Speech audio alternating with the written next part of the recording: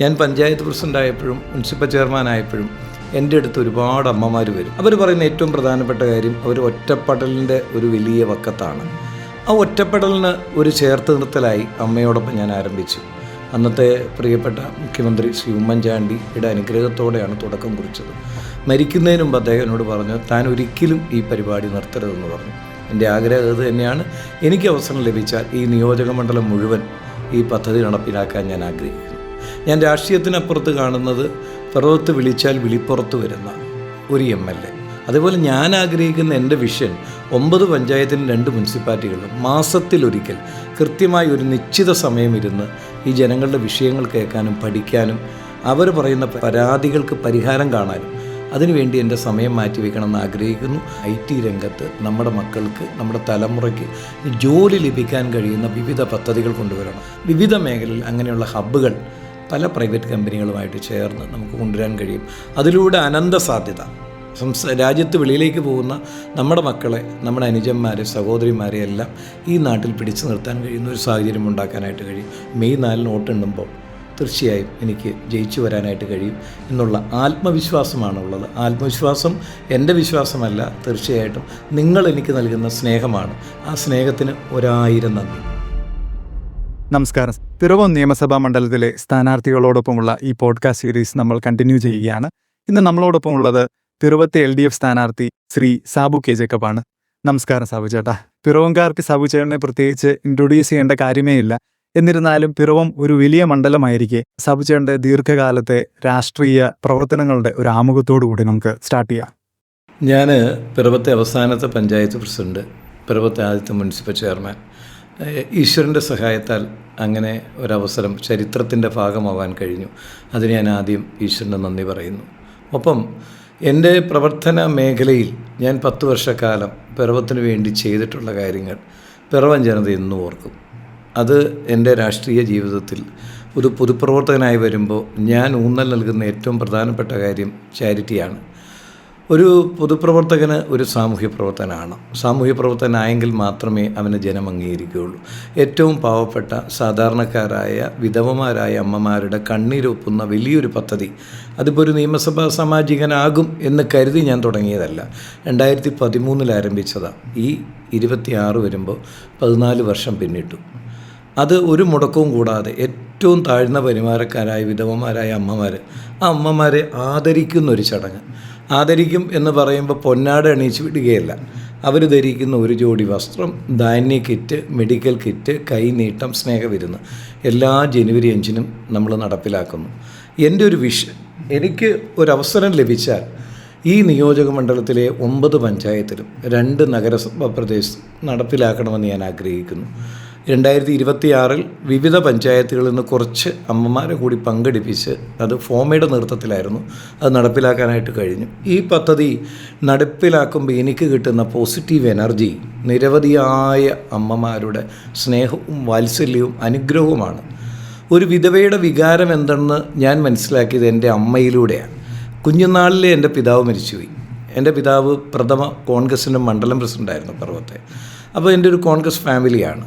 അപ്പോൾ ഞാൻ എൻ്റെ പിതാവ് മരിച്ച് അമ്മയുടെ ദുഃഖം, ഒരു വിധവയുടെ വേദന എന്താണെന്ന് നേരിട്ട് അനുഭവിച്ചറിഞ്ഞ ആളാണ് ഞാൻ. പഞ്ചായത്ത് പ്രസിഡൻ്റായപ്പോഴും മുനിസിപ്പൽ ചെയർമാനായപ്പോഴും എൻ്റെ അടുത്ത് ഒരുപാട് അമ്മമാർ വരും.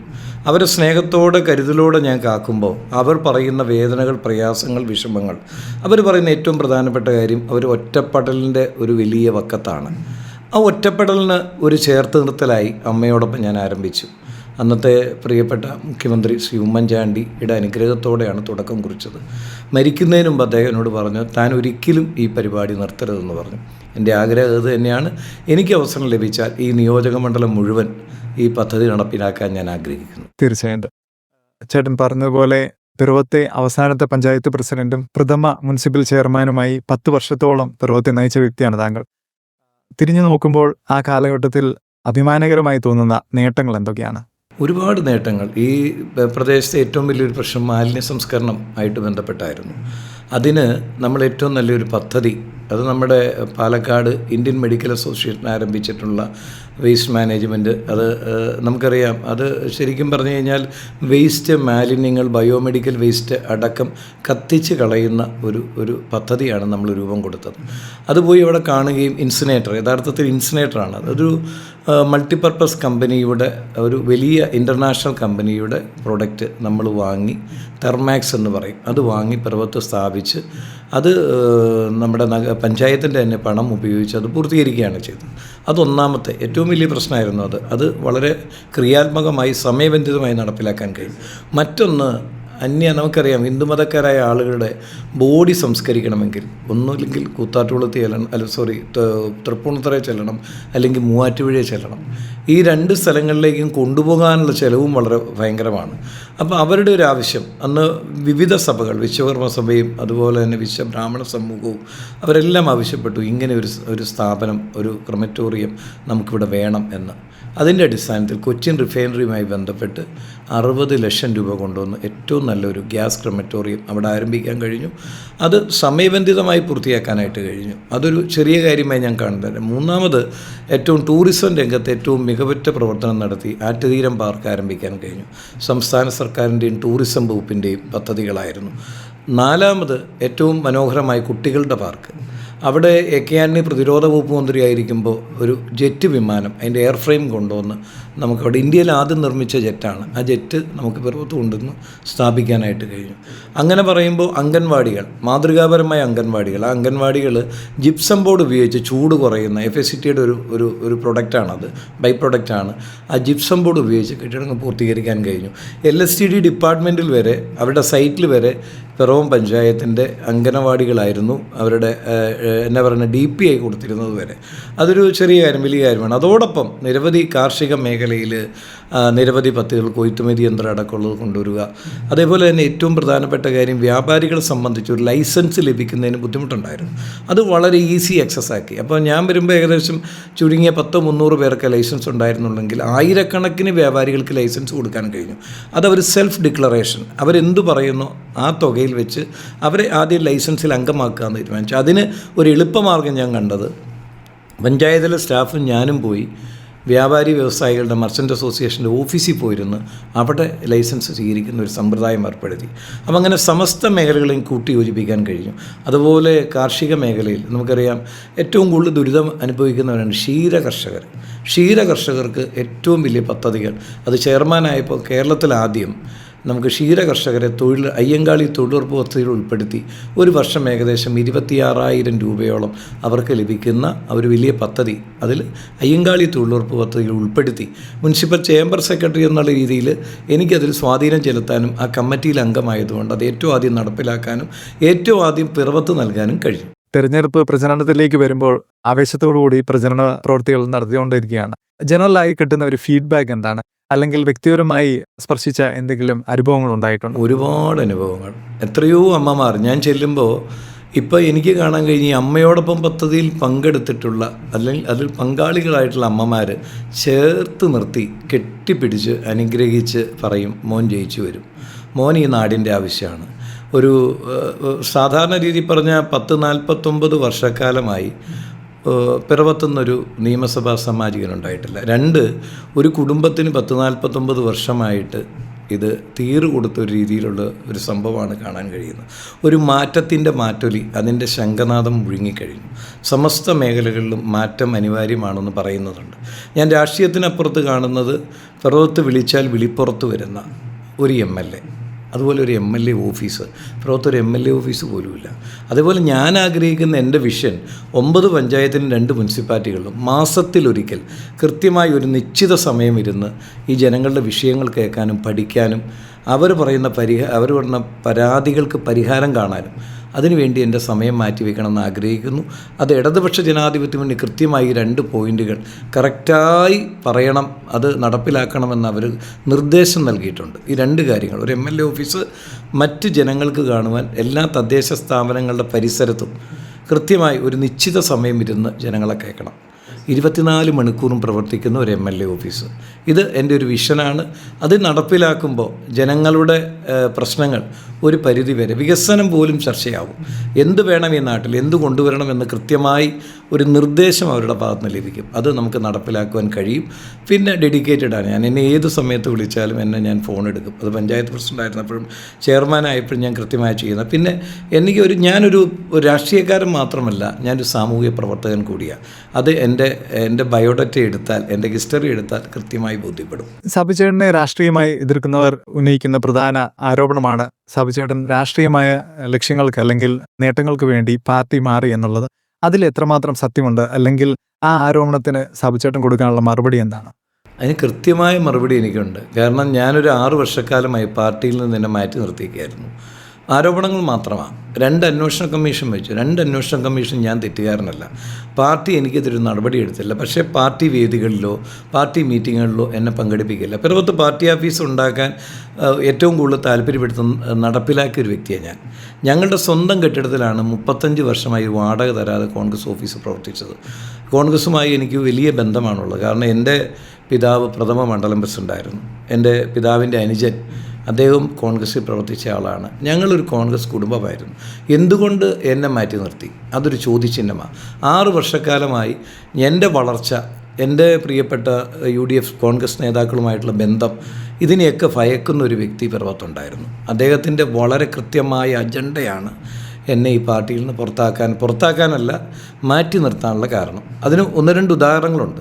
2012 മുതൽ 20 വരെ ഞാൻ ആദ്യം പറഞ്ഞ പദ്ധതികൾ, ഈ പദ്ധതികളിലൊന്നും MLAയുടെ ഫണ്ടോ MLAയുടെ ആസ്തി വികസന ഫണ്ടോ നൽകിയിട്ടില്ല. കൃത്യമാണത്. രണ്ടാമത് ഏറ്റവും വലിയ പദ്ധതിയാണ് സബർബൻ മാൾ പിറവത്ത്. ആ സബർബൻ മാൾ സത്യം പറഞ്ഞാൽ 2010 നടക്കുന്ന വള്ളംകളിയിൽ ബഹുമാനപ്പെട്ട ശ്രീ TM ജേക്കബ് സാറിനെ കാണുകയും അദ്ദേഹത്തെ ഞാൻ കാണിച്ചു കൊടുക്കുകയും ചെയ്തു. കെട്ടിടം വളരെ ശോചനീയാവസ്ഥയാണ്. പഴയ പഞ്ചായത്തിൻ്റെ ടൗൺ ഹാളാണ്. അതൊന്ന് പൊളിച്ചു പണിത് നമുക്ക് എന്തെങ്കിലും ചെയ്യാൻ കഴിയുമോ എന്ന് ചോദിച്ചപ്പോൾ അദ്ദേഹം എന്നോട് പറഞ്ഞു, നമ്മുടെ കൊടിയേരി ബാലകൃഷ്ണൻ തലശ്ശേരിയിൽ നടപ്പിലാക്കിയ ഒരു പദ്ധതിയുണ്ട്. ആ പദ്ധതി പീപ്പിൾസ് ബസാർ എന്നാണ്. അത് സപ്ലൈകോയുമായി ചേർന്നുള്ളൊരു പദ്ധതിയാണ്. അങ്ങനെ ഒരു പദ്ധതി നടപ്പിലാക്കാം. സാബു ഇത് കഴിയുമ്പം തിരുവനന്തപുരത്തിന് വരിക. അന്ന് അദ്ദേഹം ഭക്ഷ്യ സുരക്ഷാ മന്ത്രിയാണ്, സിവിൽ സപ്ലൈസ് വകുപ്പ് മന്ത്രിയാണ്. അവിടെ ചെന്നു കാണുന്നു. അതിൻ്റെ GM കോട്ടയംകാരനായ ജേക്കബ് സാറിനെ കാണുന്നു. അപ്പോൾ അദ്ദേഹം പറഞ്ഞൊരു പദ്ധതി അനുസരിച്ച് അതിൻ്റെ ഒരു പ്രാഥമികമായിട്ടുള്ള ചർച്ച പൂർത്തിയാക്കി ഈ സ്ഥലം സപ്ലൈകോയ്ക്ക് വിട്ടുകൊടുത്താൽ ഈ പദ്ധതി പൂർത്തിയാക്കാൻ കഴിയുമെന്ന് പറഞ്ഞു. പക്ഷേ വളരെ വേദനയോടെ പറയുന്നു, അദ്ദേഹത്തിൻ്റെ മരണശേഷം കുറച്ച് നാൾ ഈ പദ്ധതി പെൻഡിങ്ങായി. പിന്നീട് ശ്രീ അനൂപ് ജേക്കബ് വരുന്ന അദ്ദേഹവുമായി ചർച്ച ചെയ്യുന്നു. അദ്ദേഹത്തോട് പറയുന്നു, ഇത് അദ്ദേഹത്തിൻ്റെ തന്നെ പിതാവിൻ്റെ ഒരു വിഷനാണ് എന്നൊക്കെ പറഞ്ഞെങ്കിൽ അദ്ദേഹം ആദ്യം താല്പര്യമൊന്നും കാണിച്ചില്ല. ബഹുമാനപ്പെട്ട ശ്രീ ഉമ്മൻചാണ്ടി സാറിനെ കാണുകയും ഈ പദ്ധതിയെക്കുറിച്ച് പറയുകയും ചെയ്തപ്പോൾ അദ്ദേഹം താല്പര്യമെടുത്ത് ഈ പദ്ധതി നടപ്പിലാക്കണമെന്ന് പറയുകയും അതുമായി മുന്നോട്ട് പോവുകയും ചെയ്തു. പക്ഷേ ഇദ്ദേഹം മന്ത്രിയായിരിക്കുന്ന കാലഘട്ടം വരെ അതിന് വലിയൊരു മൂവ്മെൻ്റ് ഉണ്ടായില്ല. വളരെ സ്ലോ ആയിട്ട് പയ്യെ അങ്ങനെ നീങ്ങുന്നൊരവസ്ഥയായിരുന്നെങ്കിൽ 2015 ശേഷം ശ്രീ പിണറായി വിജയൻ സർക്കാർ വരുമ്പോൾ അതിന് കലവറയില്ലാത്ത പിന്തുണയാണ് ലഭിച്ചത്. ആ പിന്തുണ ലഭിക്കുക എന്ന് പറഞ്ഞാൽ വളരെ ഫാസ്റ്റായിട്ട് അന്നത്തെ സപ്ലൈകോ മന്ത്രി തിലോത്തമൻ, അതുപോലെ തന്നെ തിലോത്തമൻ സാർ, അതേപോലെ തന്നെ AC മൊയ്തീൻ അവർകൾ, അദ്ദേഹം നമ്മുടെ മുനിസിപ്പൽ മന്ത്രിയാണ്, പഞ്ചായത്ത് മന്ത്രിയാണ്.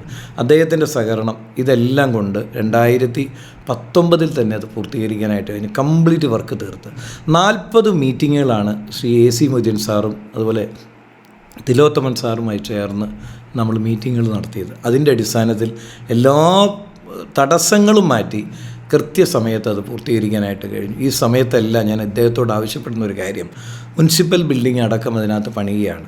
അങ്ങയുടെ ആസ്തി വികസന ഫണ്ടിൽ നിന്നോ MLA ഫണ്ടിൽ നിന്നോ ഒരു 50 ലക്ഷം രൂപ തരണം എന്നാവശ്യപ്പെട്ടു. ആദ്യം അദ്ദേഹം വിസമ്മതിച്ചു. പിന്നീട് അന്നത്തെ പ്രതിപക്ഷ നേതാവിനെയും മുൻ മുഖ്യമന്ത്രി ഉമ്മൻചാണ്ടി സാറിനെയും കണ്ട് പറഞ്ഞപ്പോൾ 50 ലക്ഷം രൂപ തരാമെന്ന് അദ്ദേഹം ഏറ്റു. പക്ഷേ പണി പൂർത്തിയാക്കുന്നതിൻ്റെ 6 മാസം മുമ്പ് അദ്ദേഹം പറയുകയാണ്, ഫണ്ട് എൻ്റെ കയ്യിലില്ല, മറ്റ് മാർഗ്ഗങ്ങൾ നോക്കിക്കൊള്ളാൻ പറഞ്ഞു. വളരെ വേദനാജനകമായിരുന്നു അത്. ഞാൻ പിന്നെ ഒന്നും ചെയ്യാൻ കഴിയില്ല. ഗവൺമെൻറ്റുമായി ബന്ധപ്പെട്ട് TK ജോസ് IAS പ്രിൻസിപ്പൽ സെക്രട്ടറിയാണ്. അദ്ദേഹത്തെ കണ്ട് സ്റ്റേറ്റ് ലെവൽ വർക്കിംഗ് ഗ്രൂപ്പിൽ ഈ പരിപാടിയൊന്ന് അവതരിപ്പിച്ച് മുനിസിപ്പാലിറ്റിയുടെ പ്ലാൻ ഫണ്ടിൽ നിന്ന് എടുക്കുവാനും ഫണ്ട് വരുമ്പോൾ റീകൂപ്പ് ചെയ്യാനും അങ്ങനെ ഒരു തീരുമാനം സ്റ്റേറ്റ് ലെവൽ കമ്മിറ്റി എടുത്തു തരുന്നു. അത് മുനിസിപ്പാലിറ്റിയിലെടുത്ത പ്രത്യേക അജണ്ട, പ്രത്യേക ഒരു കൗൺസിൽ തീരുമാനമായിരുന്നു. അത് ഏകാണ്ടമായി എല്ലാവരും സഹകരിച്ചു. അങ്ങനെ ആ പദ്ധതി പൂർത്തിയാക്കാനായിട്ട് കഴിഞ്ഞു. പൂർത്തിയാക്കുന്നതിന് തൊട്ട് മുമ്പാണ് ഞാൻ അറിയുന്നത് അദ്ദേഹത്തിൻ്റെ തന്നെ പാർട്ടിക്കാരിയായ വൈസ് ചെയർമാൻ 50 ലക്ഷം രൂപ കൊടുത്തിരിക്കുന്നു. അതിൽ ഞങ്ങൾ തമ്മിൽ വലിയ ഒരു സ്വരച്ചേർച്ച കുറവുണ്ടായി, അങ്ങോട്ടും ഇങ്ങോട്ടും അഭിപ്രായ വ്യത്യാസമുണ്ടായി. പിന്നീട് അദ്ദേഹം കാണുന്നത് എന്നെ ഒരു വലിയ വിരോധിയെപ്പോലെ കാണുന്നതായിട്ട് എനിക്ക് കാണാൻ കഴിഞ്ഞു. 2020 വരെ അത് തുടർന്നു. ഒപ്പം ഇതിൻ്റെ ഉദ്ഘാടനവുമായി ബന്ധപ്പെട്ട് 7000 നോട്ടീസ് സപ്ലൈകോ അടിക്കുക പദ്ധതിയുടെ ഉദ്ഘാടനത്തിനായി. ബഹുമാനപ്പെട്ട മുഖ്യമന്ത്രി ഉദ്ഘാടനം, അതുപോലെ അന്നത്തെ അധ്യക്ഷൻ ബഹുമാനപ്പെട്ട തിലോത്തമൻ സാറ്, മുഖ്യപ്രഭാഷണം AC മൊയ്തീൻ, ഇദ്ദേഹത്തിന് ആദ്യ വിൽപ്പനയും ഇതുമായിരുന്നു ഒരു നോട്ടീസിൽ കൊടുത്തിരുന്നത്. അദ്ദേഹത്തിന് അത് പോരാ, അദ്ദേഹത്തിന് സ്വാഗതം പറയണം എന്ന് അദ്ദേഹം പറഞ്ഞ് കുറച്ച് പ്രശ്നങ്ങളുണ്ടാക്കി. പിന്നീട് ബഹുമാനപ്പെട്ട രമേശ് ചെന്നിത്തലയും ഉമ്മൻചാണ്ടിയും എല്ലാം ബന്ധപ്പെട്ട് തദ്ദേശ വകുപ്പ് മന്ത്രിയായിട്ടൊക്കെ ബന്ധപ്പെട്ടപ്പോൾ അദ്ദേഹത്തിന് സ്വാഗത പ്രസംഗം കൊടുക്കാൻ പറഞ്ഞു. ആ നോട്ടീസ് വീണ്ടും മാറ്റിയടിക്കുക. അദ്ദേഹത്തിന് സ്വാഗത പ്രസംഗം കൊടുക്കുന്നു, എനിക്ക് ആദ്യ വിൽപ്പന എനിക്ക് തരുന്നു. അങ്ങനെ ആ പദ്ധതി പൂർത്തീകരിച്ചു. അപ്പോഴും അദ്ദേഹത്തിൻ്റെ വാശിയും വൈരാഗ്യവും കൂടിക്കൂടി വരികയായിരുന്നു. 2020 എന്നെ ഒരു കാരണവശാലും മത്സരിപ്പിച്ചാൽ ജയിപ്പിക്കരുത്, UDFുമായി ഞാൻ യോജിച്ച് പോകരുതെന്നുള്ളൊരു കൃത്യമായ അജണ്ട അദ്ദേഹം നടപ്പിലാക്കുക. പിന്നീട് വന്നപ്പോൾ 2021 തെരഞ്ഞെടുപ്പിൽ അദ്ദേഹം വലിയ ഒരു എനിക്കെതിരെയുള്ള വലിയ ആരോപണം, ഞാൻ ജോസ് കെ മാണിയുടെ ഒപ്പം പോയി ആ പാർട്ടിയിൽ സീറ്റ് ചോദിക്കാൻ പോയി എന്നുള്ള ഒരു വലിയ പ്രചരണം അഴിച്ചുവിട്ടു. പക്ഷേ അതൊന്നും ഞാൻ 5 വർഷക്കാലം ഒരു പാർട്ടിയിലും പോയില്ല. ഞാൻ കോൺഗ്രസിൽ തന്നെ തുടർന്നു. ഏറ്റവും ലാസ്റ്റ് ഉണ്ടായത് ഉമ്മൻചാണ്ടിയുടെ മരണശേഷം എന്നെ കൂടുതൽ ആക്രമിക്കാൻ തുടങ്ങി.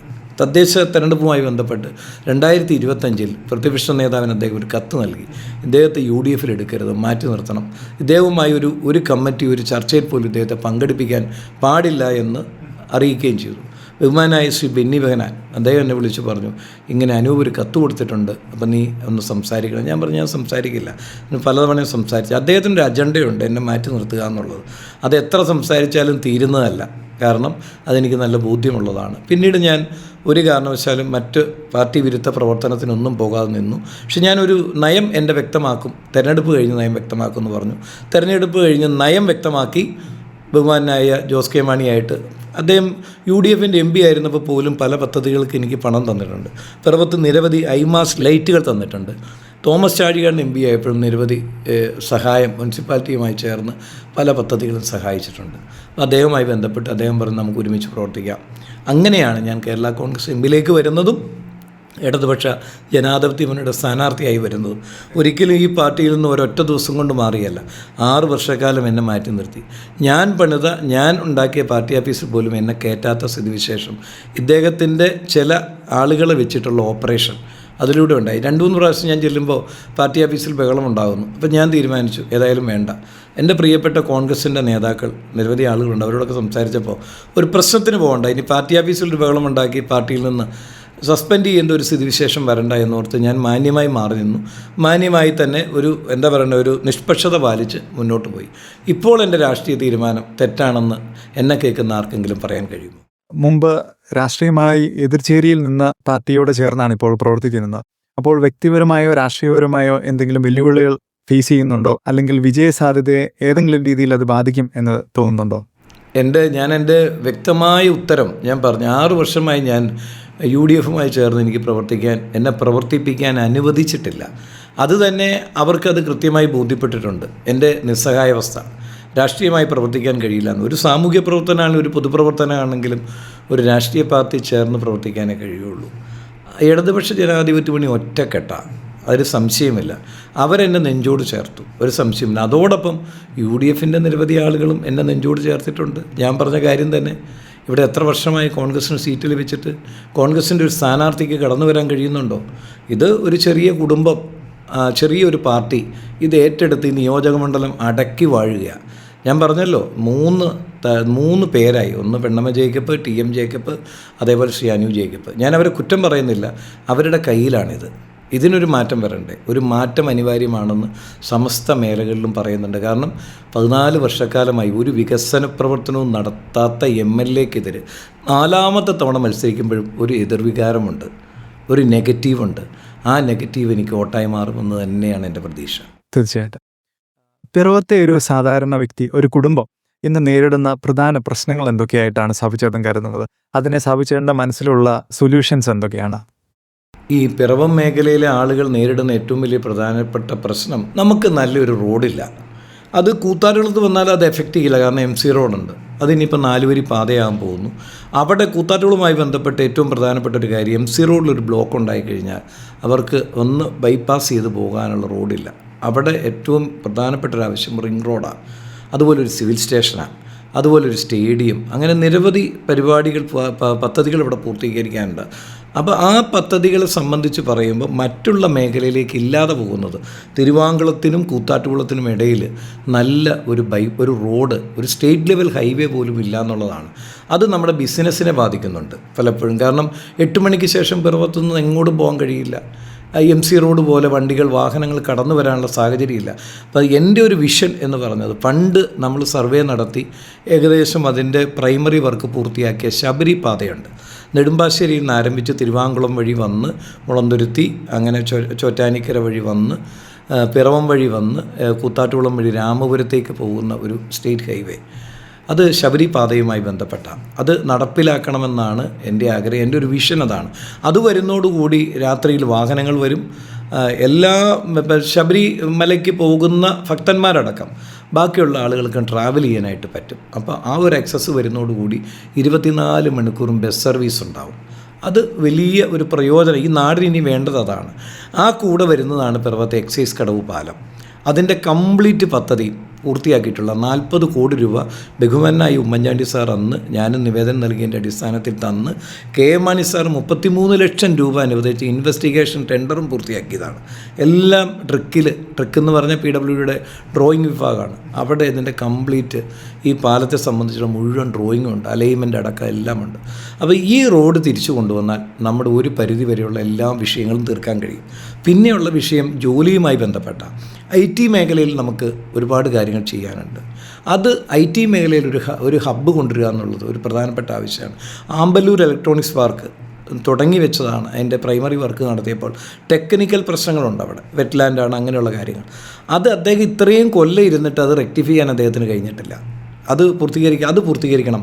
അതിൻ്റെ മുഴുവൻ പ്രശ്നങ്ങളും പരിഹരിച്ച് ആമ്പല്ലൂർ ആരംഭിക്കാൻ കഴിയണം. അതോടൊപ്പം സബ്സ്റ്റിറ്റ്യൂട്ടായിട്ട് പല മേഖലകളിൽ IT ഹബ്ബുകൾ തുറക്കണം. എൻ്റെ പ്രിയപ്പെട്ട ജോർജ് സ്ലീബ നമ്മുടെ നിയോജക മണ്ഡലത്തിൽ തന്നെ FSCയുടെ MD ആയിരുന്ന വ്യക്തിയാണ്. അദ്ദേഹത്തിൻ്റെ മകൻ ദീപക്, ഞാൻ ഈ കഴിഞ്ഞ ദിവസം അദ്ദേഹത്തിൻ്റെ ട്രാവൻകൂർ റൈൻസ് പെരുമ്പാവൂർ ഒരു IT കമ്പനി ഉദ്ഘാടനം ചെയ്തു. അതിനുവേണ്ടി ഞാൻ അവിടെ ചെന്നപ്പോൾ ഞാൻ അദ്ദേഹത്തോട് ചോദിച്ചു, എന്തുകൊണ്ട് ഈ നിയോജക മണ്ഡലത്തിൽ അങ്ങനെ ഒരു IT ഹബ് നമ്മൾ ആലോചിച്ചില്ല? അപ്പോൾ അദ്ദേഹം പറഞ്ഞു, ഞാൻ അവിടുത്തെ നിയമസഭാ സാമാജികനായി ചോദിച്ചു, കുറച്ച് സ്ഥലം ഇവിടെ കിട്ടുമെന്ന് ചോദിച്ചപ്പോൾ ഇവിടെ സ്ഥലം ലീസിന് കിട്ടാൻ ബുദ്ധിമുട്ടാണ്, വിലക്കേ കിട്ടൂ എന്ന് പറഞ്ഞു. അതുകൊണ്ടാണ് ബഹുമാനപ്പെട്ട P രാജീവ് മന്ത്രിയുടെ അടുത്ത് ചെന്ന് തിരുവനന്തപുരത്ത് 1 മണിക്കൂർ ചർച്ചയിൽ വീഡിയോ കോൺഫറൻസിലൂടെ എല്ലാ ഡിപ്പാർട്ട്മെൻറ്റുമായി ബന്ധപ്പെട്ട് 30 ഏക്കർ സ്ഥലം പെരുമ്പാവൂർ ട്രാവൻകൂർ റൈൻസിൻ്റെ അദ്ദേഹത്തിന് ലീസിന് നൽകുകയും അതിൽ അദ്ദേഹം ഒരു IT ഹബ്ബ് സ്റ്റാർട്ട് ചെയ്യുകയും ചെയ്തു. അവിടെയുള്ള പ്രധാനപ്പെട്ട കാരണം നമ്മൾ കാണേണ്ടത്, നമ്മുടെ പിറവത്തിന് നഷ്ടപ്പെട്ടത് സ്റ്റാർട്ടിങ്ങിൽ തന്നെ 1000 പേർക്ക് തൊഴിൽ ലഭിച്ചു. അദ്ദേഹം പറയുന്നു 5 വർഷം കൊണ്ട് 10,000 പേർക്ക് ഞാൻ തൊഴിൽ കൊടുക്കുമെന്ന്. അത് വലിയൊരു നഷ്ടമല്ലേ അത് നമ്മളെ സംബന്ധിച്ച്? എന്തുകൊണ്ട് അതിനൊരു ഇനിഷ്യേറ്റീവ് എടുത്ത് ആ സംരംഭകനെ ഈ നിയോജക മണ്ഡലത്തിൽ ഏതെങ്കിലും പ്രദേശത്ത്, ഞാൻ അന്വേഷിച്ചപ്പോൾ മണിയുടെ സ്ഥലമുണ്ട്, അതുപോലെ ഇടക്കാട്ടുവയലിലുണ്ട്, അതുപോലെ ആമ്പല്ലൂരുണ്ട്, അതുപോലെ പാമ്പാക്കടയുണ്ട്, അതുപോലെ തിരുമാറാടിയിലുണ്ട്, എലഞ്ഞിയിലുണ്ട്, ഏത് മേഖല വേണമെങ്കിലും ഈ സ്ഥലം ലീസിന് കിട്ടാനുണ്ട്. കാരണം ഇപ്പോൾ റിയൽ എസ്റ്റേറ്റ് വലിയ ബൂമിങ് അല്ലാത്തത് കൊണ്ട് എല്ലാവരും ലീസിന് കൊടുക്കാൻ തയ്യാറാണ്. അപ്പോൾ ആ ഒരു പദ്ധതി ഇവിടെ തുടങ്ങുവാൻ കഴിഞ്ഞു, നഷ്ടപ്പെട്ടു. അങ്ങനെ നിരവധി സംരംഭകർ, പ്രവാസികളായിട്ടുള്ള നിരവധി NRIs എന്നെ വിളിച്ച് ചോദിക്കുന്നുണ്ട്, നമുക്കിങ്ങനെ സംരംഭം തുടങ്ങാൻ തയ്യാറാണ്. അത് രണ്ടാമത് ഏറ്റവും വലിയ അതിൻ്റെ പ്രയോജനം എന്ന് പറയുന്നത്, നമ്മളിവിടെ ഉറങ്ങുമ്പോൾ അമേരിക്കയിലെ ആളുകൾ എണീറ്റിരിക്കുക. അപ്പോൾ ആ സമയത്ത് വർക്ക് ഫ്രം ഹോം വരെ വെച്ച് ഒരുപാട് IT കമ്പനികൾക്ക് പ്രവർത്തിക്കാൻ കഴിയും, ഒരുപാട് തൊഴിൽ സാധ്യതയുണ്ട്. നമ്മളിത് കാണാതെ പോയി, നമ്മളിത് കാണാതിരുന്നാൽ നമ്മുടെ ഈ ജനറേഷനോട് ചെയ്യുന്ന, ഈ തലമുറയോട് ചെയ്യുന്ന ഏറ്റവും വലിയ പാപമായിരിക്കും അത്. കാരണം നിരവധി വിദ്യാർത്ഥികൾ പഠിച്ചിട്ട് തൊഴിൽ ലഭിക്കാതെ അന്യരാജ്യങ്ങളിലേക്ക് പോവാം. അതൊന്നും സേഫ് ആണെന്ന് ഞാൻ കരുതുന്നില്ല. നമുക്കിവിടെ അവസരങ്ങളുണ്ട്. യൂത്തിൻ്റെ ഇടയ്ക്കുള്ള മൈഗ്രേഷൻ്റെ കണക്കുകൾ വളരെ ആശങ്കപ്പെടുത്തുന്ന കണക്കുകളാണ് വരുന്നത്. അതിൻ്റെ മെയിൻ കാരണം ജോബ് ഓപ്പർച്യൂണിറ്റീസിൻ്റെ കുറവായിട്ട് തന്നെയാണ്. അതെ, നമുക്കിപ്പോൾ ഒരുപാട് ഓപ്പർച്യൂണിറ്റി ഇവിടെ ഉണ്ട്. ഇപ്പോൾ നമുക്കറിയാം, ഹൈദരാബാദ് ആണെങ്കിലും ബാംഗ്ലൂർ ആണെങ്കിലും ഒരു IT മേഖലയിലുള്ള ആളുകൾക്ക് ഒരുപാട് ഓപ്പർച്യൂണിറ്റി ഉണ്ട്. എന്തുകൊണ്ടത് കേരളത്തിൽ ഇപ്പോൾ കേരളത്തിൽ നല്ല ശക്തമായി ഇത് വരുന്നുണ്ട്, തിരിച്ചു വരുന്നുണ്ട്. ബഹുമാനപ്പെട്ട ഇടതുപക്ഷ ജനാധിപത്യത്തിൻ്റെ സർക്കാരിൻ്റെ പ്രവർത്തനവും പി രാജീവിൻ്റെ താല്പര്യവും വളരെ എഫക്റ്റീവായിട്ട് നമുക്ക് കാണാൻ കഴിയും. അതിന് ഉദാഹരണമാണല്ലോ ഞാനീ പറഞ്ഞ ദീപക്കിന് ട്രാവൻകൂർ റൈൻസിൽ സ്ഥലം കൊടുക്കുന്നു, ഒറ്റ ദിവസം കൊണ്ട് എല്ലാ പദ്ധതിയും പൂർത്തിയാക്കി 5 മാസത്തിന് ഇടയിൽ അദ്ദേഹത്തിന് പ്രവർത്തനം ആരംഭിക്കാൻ കഴിയും.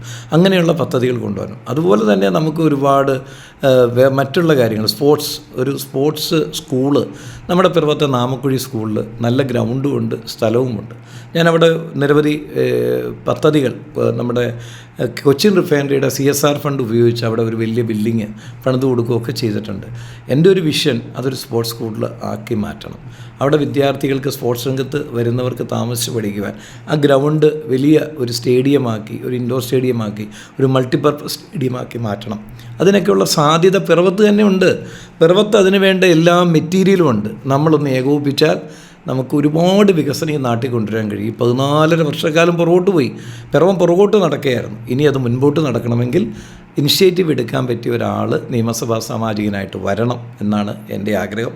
അതിനു വേണ്ടിയുള്ള ആത്മാർത്ഥമായ പ്രവർത്തനമാണ് ഞാൻ നടത്തുന്നത്. ഒപ്പം പൊതുപ്രവർത്തകൻ സാമൂഹ്യ പ്രവർത്തകനായിരിക്കണം. ചാരിറ്റി അടക്കമുള്ള പദ്ധതികൾ ഇത് അവഗണിക്കുന്നവരെ പരിഗണിക്കണം. എങ്കിൽ മാത്രമേ നമ്മളെ ജനം അംഗീകരിക്കുകയുള്ളൂ. സാബുചേട്ടൻ്റെ വീഡിയോസ് ഞാൻ റെഫർ ചെയ്തപ്പോൾ പല ആശയങ്ങളും പറയുന്നത് ഞാൻ ശ്രദ്ധിച്ചു. ടൂറിസം മേഖലയ്ക്ക് വേണ്ടി ബോട്ടിംഗ് സർവീസ്, അതുപോലെ പിൽഗ്രിമേജ് ടൂറിസം, അങ്ങനെ പല ആശയങ്ങളും പറയുന്നത് ഞാൻ ശ്രദ്ധിച്ചു. അതിനെപ്പറ്റി ഒന്ന് സംസാരിക്കാമോ? തീർച്ചയായിട്ടും. നമുക്ക് ഞാൻ പറഞ്ഞല്ലോ, നമുക്ക് പിറവത്തിൻ്റെ അനുഗ്രഹമായിട്ടുള്ള മൂവാറ്റുപുഴ 6 പിറവത്തോട് ഒഴുകുന്നു എന്നുള്ളതാണ്. അത് വേണ്ട രീതിയിൽ നമുക്ക് മാർക്കറ്റ് ചെയ്യാൻ കഴിഞ്ഞിട്ടില്ല. ഞാൻ പഞ്ചായത്ത് പ്രസിഡൻ്റ് ആയിരിക്കുമ്പോഴാണ് അവധിക്കാല ബോട്ട് യാത്ര ആരംഭിച്ചു, കുട്ടികളെ അടക്കം പങ്കെടുപ്പിച്ചുകൊണ്ട്. അപ്പോൾ അന്ന് ഞാൻ ചെല്ലുമ്പോൾ അവിടെ ഒരു കാര്യം പറഞ്ഞു, ബോട്ട് ജെട്ടി ഉണ്ടെങ്കിൽ മാത്രമേ ബോട്ടിന് ലൈസൻസ് കിട്ടുള്ളൂ. അപ്പോൾ ടൂറിസം പദ്ധതിയിൽ ആറ്റുതീരം പാർക്കിൽ ഞാൻ മനോഹരമായി ഒരു ജെട്ടി ഉണ്ടാക്കി. ആ ജെട്ടി ഉണ്ടാക്കിയെങ്കിലേ നമുക്ക് ലൈസൻസ് കിട്ടുള്ളൂ. അപ്പോൾ ബോട്ട് യാത്ര എപ്പോൾ വേണമെങ്കിലും ഇനി പിറവത്ത് നടത്താനായിട്ട് നമുക്ക് കഴിയും. അതൊരു വലിയ കാര്യം. അതുപോലെ ഞാൻ പറഞ്ഞല്ലോ, പിറവത്തെ ടൂറിസവുമായി ബന്ധപ്പെട്ട പ്രധാനപ്പെട്ട 2 തൂക്കുപാലങ്ങൾ, TM ജേക്കബ് മരണപ്പെട്ട് അനൂപ് ജേക്കബ് MLA ആകുന്നതിന് മുമ്പ് 2 പദ്ധതികൾ ഞാൻ കൊണ്ടുവന്നതാണ്. ആ തൂക്കുപാലങ്ങൾ ഇതുവരെ ഒരു പണം കൊടുത്ത് അതൊന്ന് റിനോവേറ്റ് ചെയ്യാൻ, അത് ശരിക്കും പറഞ്ഞാൽ അതിൻ്റെ ഒരു മെയിൻ്റനൻസ് നടത്തുവാൻ ഈ MLAക്ക് കഴിഞ്ഞിട്ടില്ല. അതേപോലെ മനോഹരമായി മഴവിൽ പാലം പാഴൂര് മണപ്പുറത്തേക്ക്, അതും ഈ ടൂറിസവുമായി ബന്ധപ്പെട്ട് നടപ്പിലാക്കിയ പദ്ധതിയാണ്. അപ്പോൾ ഈ പദ്ധതികളൊക്കെ ഇവിടെ നിൽക്കുന്നു. അതോടൊപ്പം പിൽഗ്രിം ടൂറിസം നമുക്ക് നന്നായി ചെയ്യാൻ കഴിയും.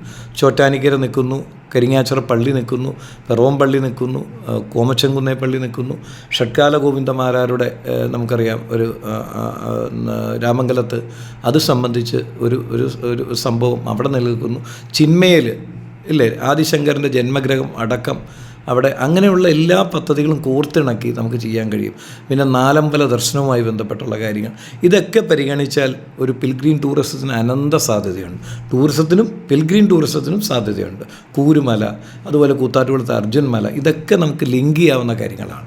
അത് ലിങ്ക് ചെയ്ത് ടൂറിസം ഡിപ്പാർട്ട്മെൻറ്റുമായി ഒരു ചർച്ച നടത്തിയാൽ അരീക്കൽ വെള്ളച്ചാട്ടം ഇതൊക്കെ ഇതിനകത്ത് ഉൾപ്പെടുത്താനായിട്ട് കഴിയും.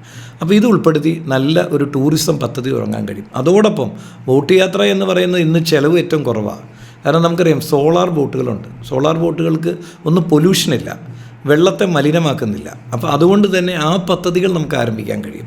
അപ്പം ആ പദ്ധതികൾ എൻ്റെ ഒരു ഡ്രീമാണ്. പിറവത്തുനിന്ന് ആലപ്പുഴയിലേക്കൊരു യാത്ര, അതോടൊപ്പം തന്നെ നമ്മുടെ സോളാർ മെട്രോ ബോട്ടുമായി ബന്ധപ്പെട്ട്, മെട്രോ സർവീസുമായി ബന്ധപ്പെട്ട് ലിങ്ക് ചെയ്യാൻ കഴിയും. പിറവത്തുനിന്ന് പൂത്തോട്ട ചെന്ന് പൂത്തോട്ടയിൽ നിന്ന് എറണാകുളത്തേക്ക് ബോട്ടിന് പോകാനായിട്ട് കഴിയും. അങ്ങനെ ആഗ്രഹിക്കുന്നവർക്ക് എറണാകുളത്തേക്കൊരു യാത്ര പോകുവാനായിട്ട് കഴിയും. ഇതൊക്കെ നമുക്ക് ഉപയോഗിക്കാവുന്ന സാധ്യതകളാണ്. ഇതൊക്കെ ചിലപ്പോൾ ഗവൺമെൻറ് തന്നെ ചെയ്യാൻ പറ്റില്ല, പക്ഷേ പ്രൈവറ്റ് രംഗത്തെ ആശ്രയിച്ചാൽ ഈ ട്രാവൽ ഏജൻസികൾ അങ്ങനെയുള്ളവരൊക്കെ ഇതിന് താല്പര്യം എടുത്തു വരും. അപ്പോൾ ആ കാര്യങ്ങളൊക്കെ നമുക്ക് ചെയ്യാനായിട്ട് കഴിയും. അതിനുള്ള ഓപ്പർച്യൂണിറ്റി ഇവിടെയുണ്ട്, അത് ഉപയോഗിക്കണം എന്ന് മാത്രമാണ് എൻ്റെ ഒരു വിഷൻ. അതുപോലെ സൗജന്യെ പേഴ്സണലായി അറിയാവുന്നവർക്കറിയാം, കലയോടും കലാകാരന്മാരോടും വളരെയധികം സപ്പോർട്ട് കൊടുക്കുന്ന ഒരാളാണ്. അപ്പോൾ താങ്കൾ അധികാരത്തിന് ഇരുന്നപ്പോഴും അതിനുശേഷവും കലാകാരന്മാരെ പ്രോത്സാഹിപ്പിക്കാൻ വേണ്ടി ചെയ്ത പ്രവർത്തനങ്ങൾ എന്തൊക്കെയാണ്? ഞാൻ നമ്മുടെ പ്രിയപ്പെട്ട പിറവത്തിൻ്റെ ഗായകനായിരുന്നു സൈനോജ്.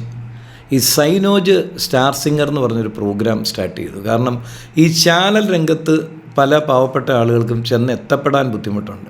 സ്റ്റാർ സിംഗർ പ്രോഗ്രാമിൽ പങ്കെടുക്കാൻ കഴിയും. ഞാൻ പല കുട്ടികളോടും ചോദിക്കുമ്പോൾ സാറേ ഞങ്ങൾക്കൊന്നും അതിൽ കിട്ടുന്നില്ല, അവസരം ലഭിക്കുന്നില്ല എന്ന് പറഞ്ഞു. അപ്പം ഈ പ്രിയപ്പെട്ട ശ്രീ സണ്ണി മണപ്പാട്ട് എൻ്റെ സുഹൃത്താണ്, അതുപോലെ തന്നെ നമ്മുടെ രതീശൻ മാഷ്, ബിജു, അങ്ങനെ കുറേ ആളുകളുമായി ചേർന്ന് കലാകാരന്മാരുമായി ചേർന്ന് വലിയ ഒരു പദ്ധതിക്ക് തുടക്കമിട്ടു.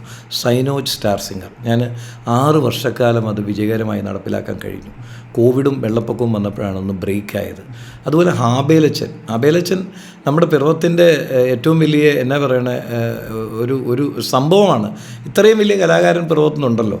ആബേലച്ചൻ്റെ അനുസ്മരണം നടത്താനായിട്ട് കഴിഞ്ഞു. അതുപോലെ തന്നെ ഡോക്ടർ ജോസ് ചാക്കോ, അദ്ദേഹത്തിൻ്റെ ചേട്ടൻ്റെ മകനാണ്. അദ്ദേഹവുമായി ബന്ധപ്പെട്ടൊക്കെ അങ്ങനെയുള്ള പരിപാടികൾ ആബേലച്ചൻ അനുസ്മരിക്കാൻ കഴിഞ്ഞു. പിന്നെ കലാകാരന്മാർ എവിടെയുണ്ടോ അവരെ ഞാൻ കൂട്ടിക്കൊണ്ട് വന്ന് പിറവത്തിൻ്റെയാണ് ഈ പിറവം, അല്ലെങ്കിൽ ആ കലാകാരന്മാരെ ആദരിക്കാനുള്ളൊരു മനസ്സ് എനിക്കുണ്ടായിട്ടുണ്ട്. കാരണം എനിക്ക് സംഗീതം പഠിക്കണമെന്ന് വലിയ ആഗ്രഹം ഉണ്ടായിരുന്നു. കുഞ്ഞുനാളിൽ എൻ്റെ പിതാവ് മരിച്ചുപോയി, പിന്നെ എനിക്ക് അതിന് പോകാനായിട്ട് കഴിഞ്ഞില്ല. പക്ഷേ എൻ്റെ മോളെ ഞാൻ സംഗീതം പഠിപ്പിച്ചു, അവൾ നന്നായി പാടും. ആബേലച്ചൻ്റെ ഒരു പാട്ട് കൃത്യമായി ശ്രീ സണ്ണിയും അതേപോലെ തന്നെ എൻ്റെ മകൾ ഡോക്ടർ മിന്നു സാറാസാപ്പയും ചേർന്ന് ആലപിച്ചിട്ടുണ്ട്. അതൊക്കെ വളരെ അന്നത്തെ ടൈമിൽ വളരെ ഹിറ്റായിട്ടുള്ള കാര്യമാണ്. അത് അറിയാമല്ലോ, ലിജോ മാളിയേക്കലിൻ്റെ സ്റ്റുഡിയോയിൽ വെച്ചാണ് അത് റെക്കോർഡ് ചെയ്തത്. അപ്പം കലാകാരന്മാരെ ആദരിക്കുന്നതും ബഹുമാനിക്കുന്നതും അത് കായിക രംഗത്താണെങ്കിലും എന്നെ സംബന്ധിച്ച് അതൊരു വലിയ എന്താ പറയുക ഒരു കൈമുതലായി ഞാൻ കാണുകയാണ്. അതൊരു ആത്മാർത്ഥമായിട്ടുള്ള ഒരു ആദരിക്കല, അല്ലാതെ വെറുതെ അല്ല, എന്തെങ്കിലും ഒരു കാര്യത്തിന് വേണ്ടിയല്ല. അങ്ങനെ ആദരിക്കുന്നവർ ദൈവത്തിൻ്റെ കയ്യൊപ്പ് കിട്ടിയവരാണെന്നാണ് ഞാൻ വിശ്വസിക്കുന്നത്. ദൈവത്തിൻ്റെ സ്വന്തം കയ്യൊപ്പ് കിട്ടിയവർക്ക് മാത്രമേ കായിക രംഗത്ത് പ്രവർത്തിക്കാനും അംഗീകാരം നേടാനും കഴിയുള്ളൂ.